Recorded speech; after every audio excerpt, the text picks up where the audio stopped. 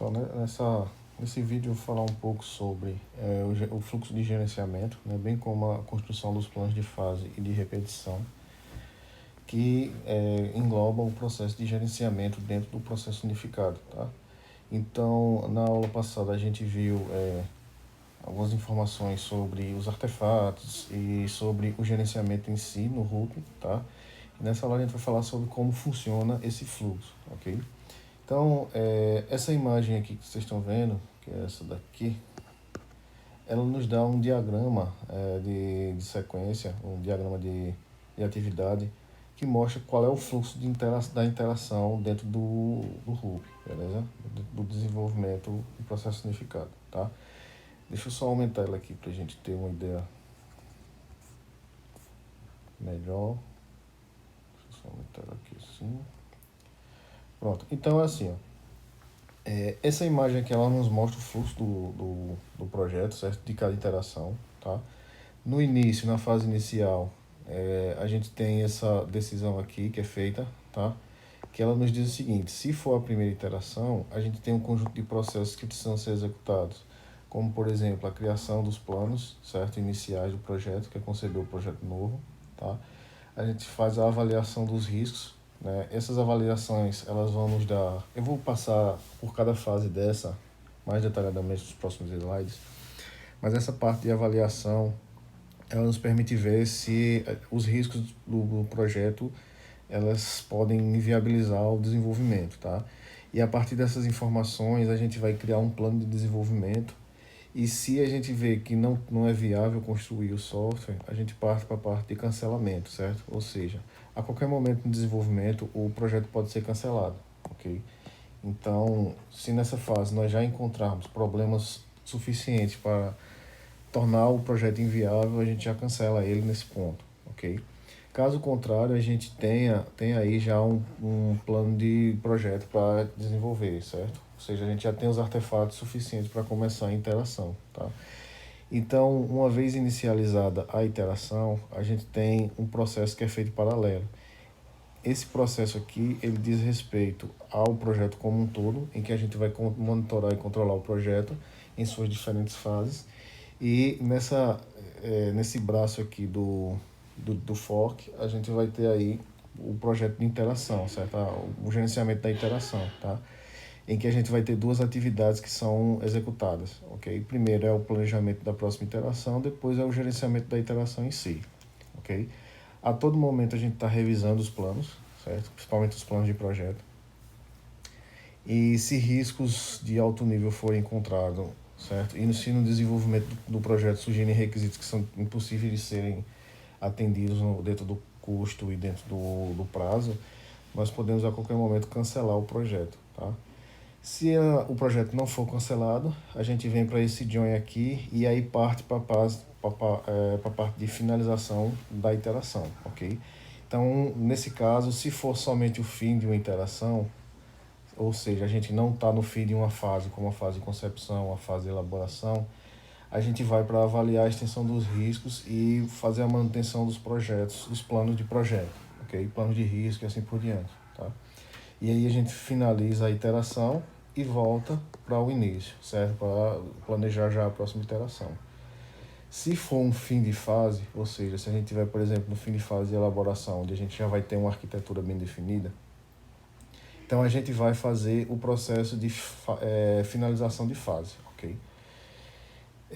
Se nesse processo a gente encontrar problemas, também vai para o cancelamento do projeto, tá? Se não, a gente volta para analisar, fazer a avaliação dos riscos e a extensão do projeto e termina a fase. Se for um fim de projeto, a gente vai para o processo de finalização do projeto, ok? E finaliza o processo, tá? E aí, se ainda existirem coisas a ser feitas, a gente vai para fazer a avaliação do projeto em si, ok? Então, vamos passar aqui pelas diferentes fases, tá? Pelos diferentes processos do desenvolvimento. Deixa eu passar aqui o slide. Então, a gente tem lá, né, os detalhes do fluxo, tá? Conceber projeto novo. Esta atividade consiste em identificar e avaliar os riscos, casos de uso e o projeto inicial.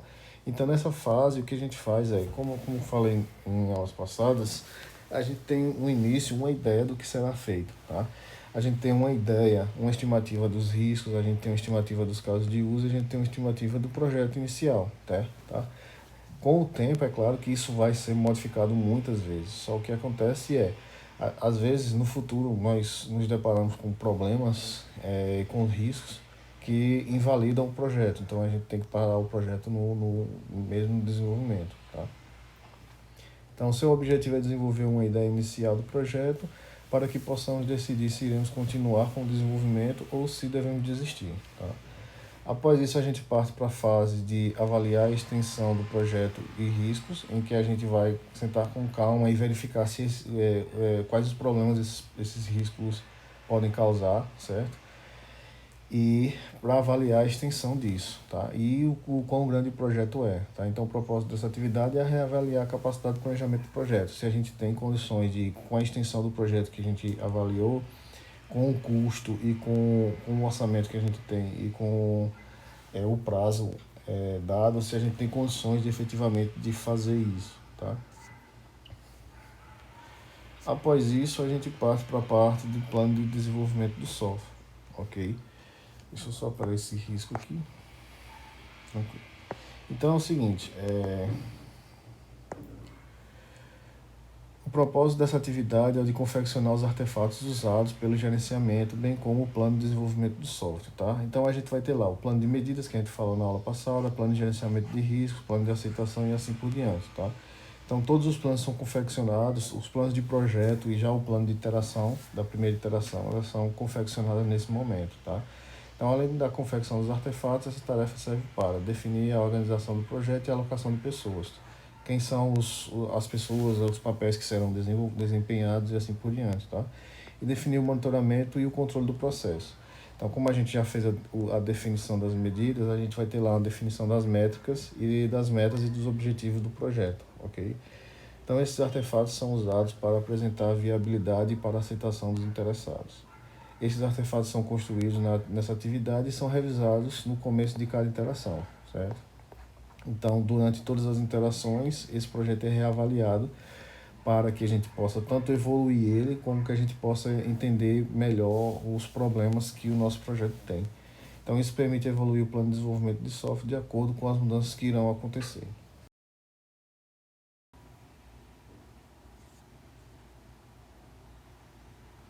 Então, nessa fase, a próxima fase, né, uma vez que a gente começou a interação, né, lembre-se que a gente tinha lá 3 atividades para a primeira interação, e uma vez que a gente começa a interação corrente, a gente tem as atividades, né, de plano de próxima interação, monitoramento, controle e administrar a interação em si, tá? Então, já na interação, nós já começamos a planejar a próxima interação, como foi dito, tá? Então, o propósito dessa atividade é criar o plano de interação para guiar a próxima interação. Então, nela a gente vai definir quais os requisitos vão ser desenvolvidos, quais as estratégias utilizadas, né? E criar um plano que vai definir a interação que será feita na próxima fase, tá? Então, nessa tarefa pode ser necessário que o gerente faça mudanças no plano de desenvolvimento em si, ok? A gente tem a parte de monitorar e controlar o projeto, que como eu falei quando estava explicando a imagem do slide 17, nessa fase a gente vai olhar o sistema como um todo, certo? O desenvolvimento como um todo. Então, essa atividade corresponde à atividade diária de gerenciamento de projeto. Então, lidar com solicitações de mudança e programá-las para as interações atuais e futuras, ok? Monitorar o projeto de forma contínua, ok? Principalmente avaliando os riscos e verificando como é que estão as métricas que nós definimos, tá? E também avaliando a qualidade em si, para que a gente saiba o progresso e principalmente para que a gente possa se situar dentro de cada fase, ok? Dentro de cada fase do projeto, na fase de concepção, elaboração, desenvolvimento e transição, ok? Informar o estado do projeto, então, ou o status, né, como queiram. Então, nessa fase a gente tem uma ideia com esse monitoramento de saber qual o estado do projeto atual e lidar com novos problemas e descrevê-los no plano de resolução de problemas, tá? A próxima atividade, que ela é feita em paralelo com a atividade de criação de interação do plano de próxima interação, né? É administrar a interação em si, ok? Que é a fase de basicamente seguir o que o plano de interação fala, certo? Nesse caso, a gente tem lá, né, como propósito adquirir os recursos necessários para a execução, ok? Alocar trabalhos a serem realizados e avaliar o resultado da interação. Então, essa é a, a, fa- a ideia dentro da iteração do que se faz, tá? Então, a iteração conclui com a revisão de aceitação e que determina se os objetivos da iteração foram satisfeitos, né? E se os objetivos do projeto em si estão sendo cumpridos, tá? Então, essa é a parte de construção dentro de uma interação. Então, após o fim da finalização, né, da iteração, a gente vai para aquela parte de finalização de fase, ok? Em que se a gente tiver, se a gente ainda estiver dentro de uma das fases, né, dentro da iteração, a gente vai passar para verificar se tiver dentro de uma fase dessa, a gente vai continuar e ir para a próxima iteração e seguir o plano da próxima iteração, tá? Caso contrário, a gente vai para o fim de fase, né? Lembre-se do seguinte, cada uma das fases do desenvolvimento que a gente tem lá no modelo incremental, ela tem um objetivo específico, tá? Então, por exemplo, na fase de concepção, a gente está entendendo ainda o que é o sistema, ok? Então, como é que a gente sabe que essa fase ela chegou no fim? Né? Quando a gente começa a fase, a gente tem uma ideia, o gerente ele tem uma ideia da quantidade de interações que serão necessárias, tá? Então, ele sabe que a cada interação ele vai chegando cada vez mais perto do objetivo daquela fase, tá? Então, para que a gente chegue ao final da fase, o gerente ele tem que assegurar que todas as questões foram resolvidas. Então, a gente já tem informação suficiente para dizer que a fase de concepção finalizou. Se a gente não tem, a gente necessita de mais interações, né? Porque precisamos de mais informações. Estamos na fase de elaboração, a gente já tem uma arquitetura bem definida, os requisitos bem entendidos ao final da interação que finaliza a fase, senão a gente continua com mais interações até que a gente consiga finalizar. Lembre-se que no início do projeto o que a gente faz é uma estimativa de quantas interações a gente vai necessitar, mas isso não necessariamente vai ser o que a gente vai ser seguido, certo? Então, possivelmente a gente vai ter mais interações do que a gente planejou, né? O gerente que conhece bem o projeto, né, um gerente bem experiente, ele vai ter uma ideia clara de quantas interações vão ser necessárias, mas nem sempre isso é verdade, ok? Então, para que a gente passe de uma fase para outra, todas as questões elas precisam ser resolvidas, tá? O estado todos os artefatos eles são conhecidos, né? Então, uma vez que a gente chega ao final da fase, já nessa atividade de fase, finalização de fase, todos os documentos e artefatos vão ser auditados para saber o estado em que ele está, ok? Para saber se os artefatos estão prontos para seguir para a próxima fase. Os artefatos exigidos foram distribuídos aos interessados, as finanças do projeto estão resolvidas, então essa fase, essa atividade de finalização de fase, ela nos permite ter uma ideia de todas essas informações para que a gente tenha uma transição entre fases de forma segura, ok? Ao final, né, se a gente tiver na finalização do projeto, então a gente vai para a parte de finalização do projeto em si, tá? Então o propósito dessa atividade é preparar o projeto para o término, certo? Ou seja, o que a gente vai fazer é compilar todas as fases, compilar todo o projeto e assegurar com o cliente, com os interessados, se eles aceitam aquela finalização, ok? Então, uma revisão de aceitação é feita se bem sucedida, marca o ponto no qual o cliente aceita formalmente a propriedade do produto de software, ok? Então, essa é a ideia dessa fase. É a gente pegar aquele projeto que foi desenvolvido e sentar junto com o cliente para saber se ele efetivamente tá ok, tá tudo ok, se ele aceita aquele software como produto que ele vai ser responsável a partir de agora. Então, uma vez apresentado o fluxo de gerenciamento, a gente passa para a parte de construção dos planos, tá? Tanto do plano de fase quanto do plano de iteração, ou plano de repetição, tá? Então, para começar a construir o plano de fase, é preciso ter uma ideia do trabalho total a ser feito, ok? Então, assim, não é uma tarefa fácil, ok? Estimar o trabalho, estimar o tempo de interação, cada interação é complicado, certo? Então, para estimar o prazo de construir o sistema, o gerente deve levar em conta o que deverá ser desenvolvido, tá? Então, é assim, aqueles gerentes que têm mais experiência e são mais criativos, eles já conseguem de cara separar quais componentes ele deve ser desenvolvido. Então, por exemplo, quando você diz ao gerente que ele vai construir um sistema que vai gerenciar uma casa, ok? Então, o experiente que tem, o gerente que tem experiência, ele já sabe quais são os componentes, quais são as partes de hardware que ele precisa desenvolver, certo? Ele não é que ele saiba, ele tem uma estimativa, certo? E isso, essa avaliação empírica ajuda a avaliar o que pode ser desenvolvido, o que pode ser reutilizado, certo?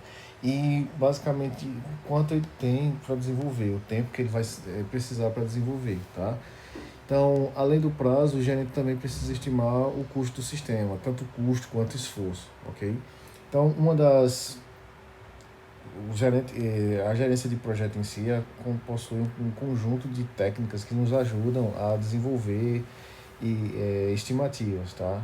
Tanto de esforço quanto de tempo e de custo, tá? Um desses métodos é o método COCOMA, né? Que é o Constructive Cost Model, ok? Então esse método basicamente foi feito um estudo em cima de vários projetos e ele basicamente estima o tempo de desenvolvimento para uma determinada funcionalidade ou uma interação baseado na quantidade de linhas de código. Então, se o gerente ele tem uma estimativa do que vai ser feito, ele sabe basicamente a quantidade de linhas de código que vai ser necessária e o esforço, tá? E aí tem como se calcular um tempo estimado para o desenvolvimento, certo? Tanto do sistema quanto de interação em si, ok? Então,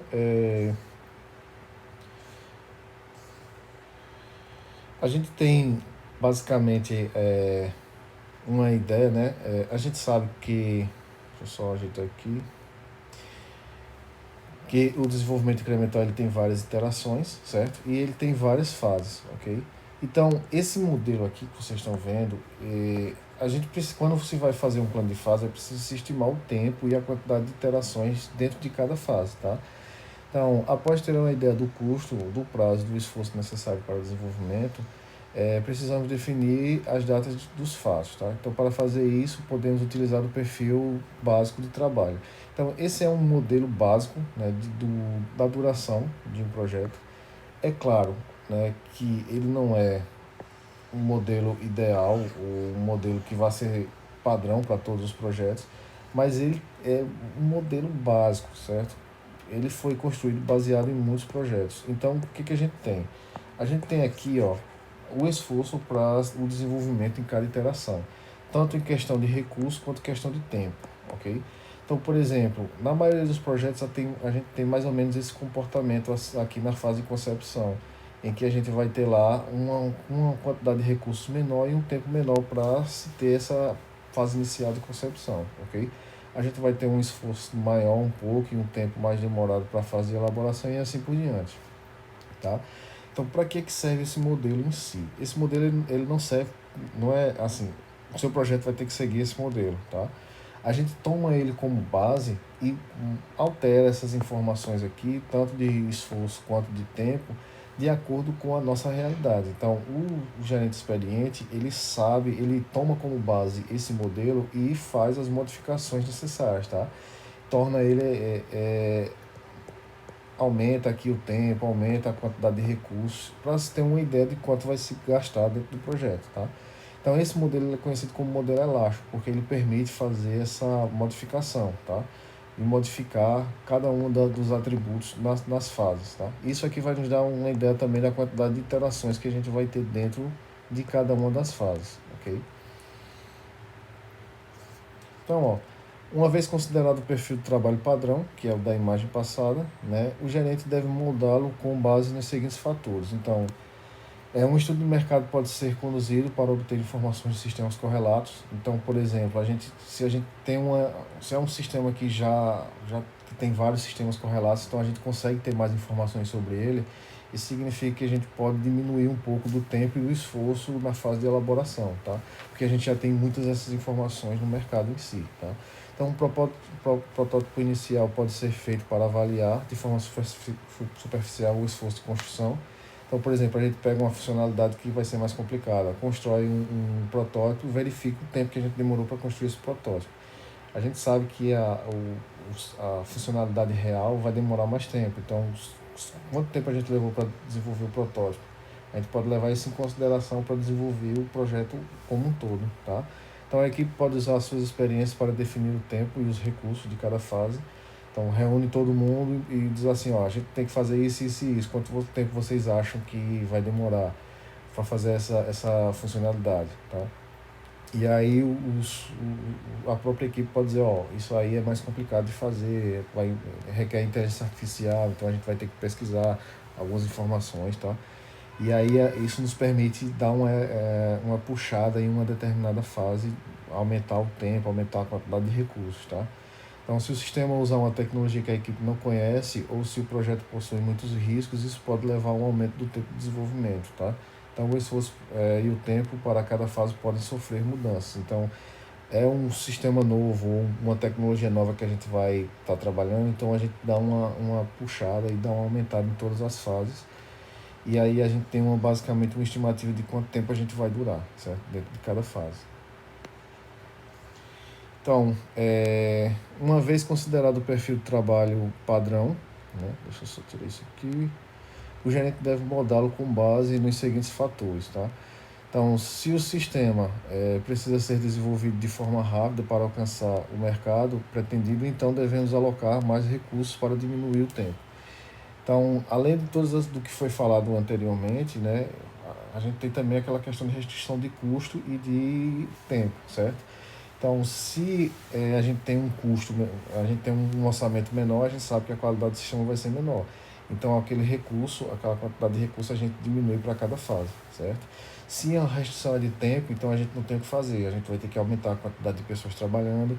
Então, isso faz com que o tempo reduza, mas que o custo aumente em cada fase, tá?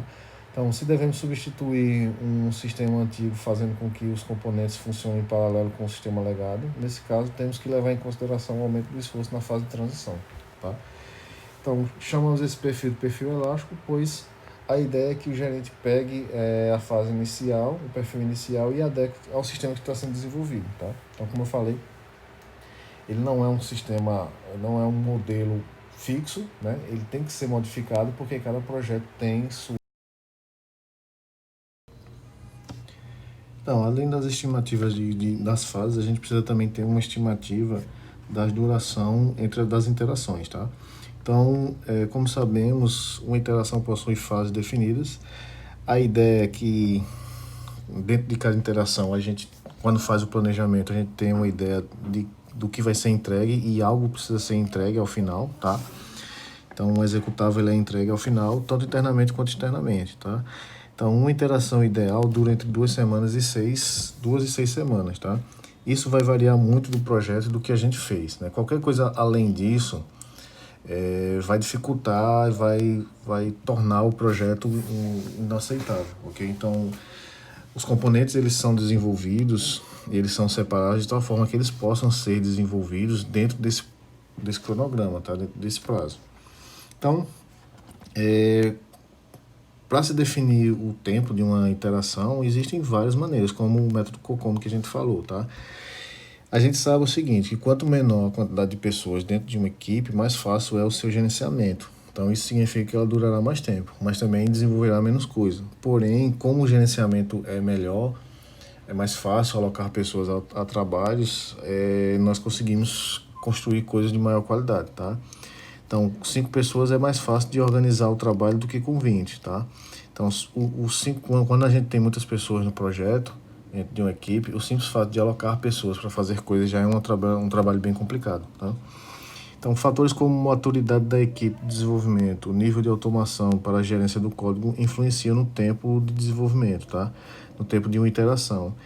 Então, existem cálculos que nos permitem estimar a quantidade de tempo para o desenvolvimento baseado na quantidade de linhas e na quantidade de integrantes, que desses cálculos é o método COCOM que a gente falou em slides passados, tá? Então, por exemplo, se precisarmos de 5 mil linhas de código, com 4 integrantes, a gente pode aí pensar em 2 semanas de desenvolvimento. Mas se a gente pensa em 100 mil linhas de código com 40 pessoas, a gente já pensa em algo em torno de 3 meses, ok? Então, uma vez criada uma estimativa de tempo para cada iteração, é possível definir uma ideia da quantidade de iterações necessárias para cada fase. Então, uma vez que a gente definiu naquele modelo elástico o tamanho, o tempo de duração de uma fase, e nós sabemos claramente o que precisa ser feito em cada fase, ou temos uma estimativa do que precisa ser feito, é possível estimar com certa precisão a quantidade de iterações que cada fase terá, tá? Então, usamos o perfil elástico para desenvolver no desenvolvimento inicial, ok? Então, um exemplo, como em nosso perfil definimos que a fase de concepção possui um curto período de tempo, poderíamos pensar em uma iteração para a fase. Por exemplo, a gente está desenvolvendo um sistema que a gente já desenvolveu um sistema correlato e nossa equipe é bem experiente nesse desenvolvimento. Então, a gente vai precisar de uma iteração apenas para validar o que a gente já sabe, certo? Então, vai desenvolver um protótipo inicial só para validar aqueles conceitos e para pegar alguns conceitos a mais que ficaram faltando do nosso entendimento, certo? Então, essa é a ideia da construção do plano de fase e como a gente define a quantidade.